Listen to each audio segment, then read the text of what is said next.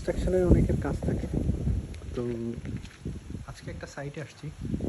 দেখেন, মালয়েশিয়াতে সাধারণত এই ধরনের বাড়িগুলো হয়ে থাকে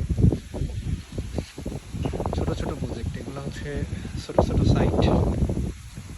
এখানে কনস্ট্রাকশনের কাজ হয়ে থাকে। তো এটা অলরেডি হয়ে গেছে, কিছু কাজ বাকি আছে,